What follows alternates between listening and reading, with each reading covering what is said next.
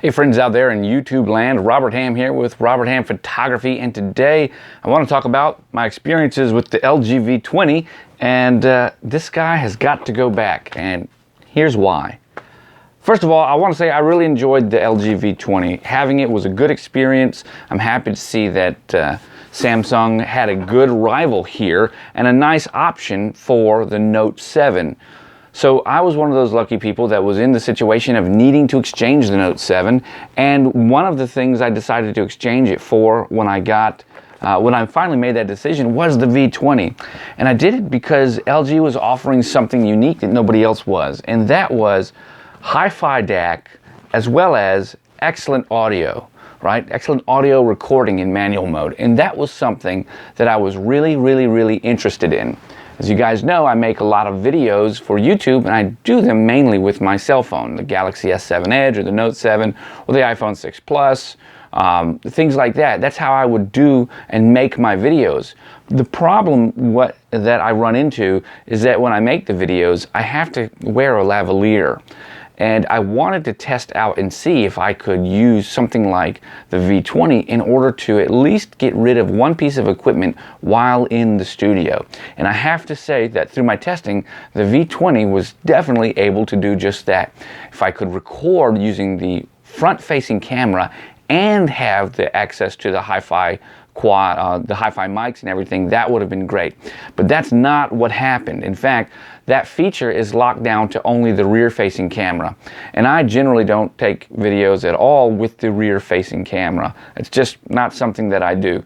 In fact, I don't really take a lot of photos with my cell phone anyway. I mean, I've got regular, good old-fashioned, real cameras to do that with.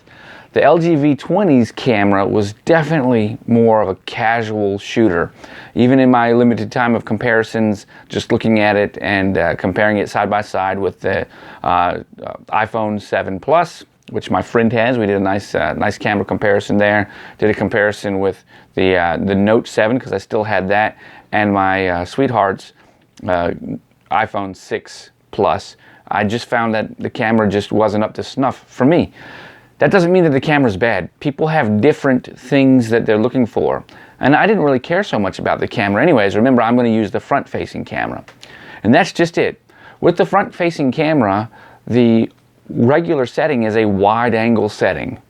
Wide angle at 5 megapixels, which would get a lot more of the room in focus here and bring it into the picture than I would want.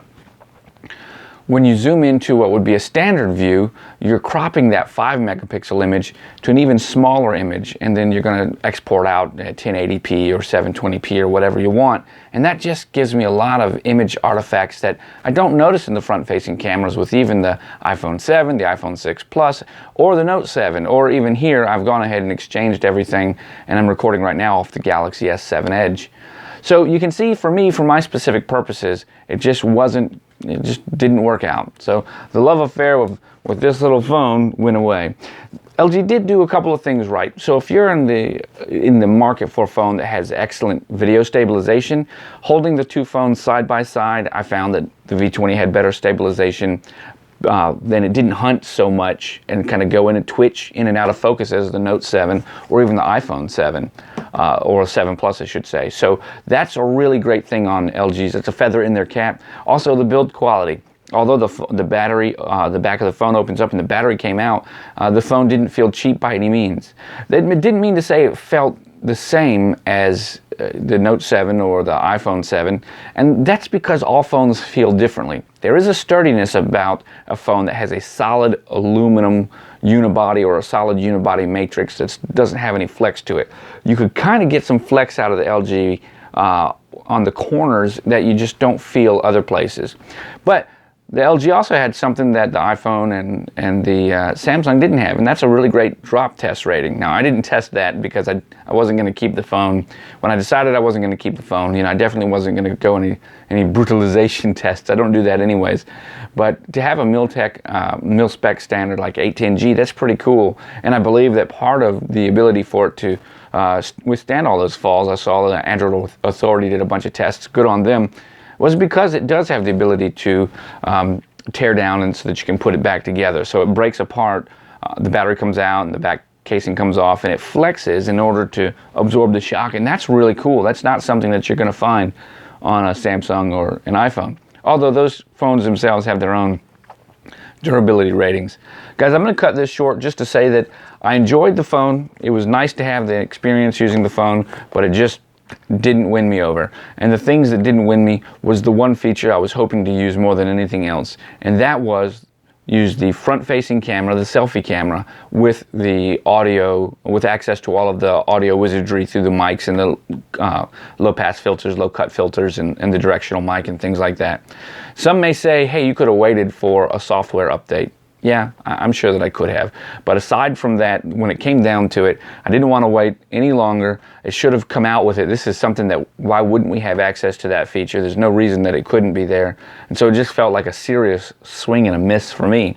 Although LG's really fighting hard to gain some ground here in the Samsung Note 7 debacle, that just blew it for me. But for you, maybe something else. Guys, if you like this video, if you have some comments, if you're going to leave a thumbs up, hit it once. If you're going to leave a thumbs down, hit it twice and tell me why. I'm Robert Ham with RobertHamPhotography.com. Don't forget that you can win my camera. We've got a 35 Olympus RC right here. This drawing is going off on November 20th, live on YouTube, 6 p.m. Eastern Standard Time, and you could win the camera. All you have to do is subscribe. The more you subscribe to my social networks, the more entries you get, and I hope you do. Guys, I'm Robert Ham, and as always, thanks for watching, my friends.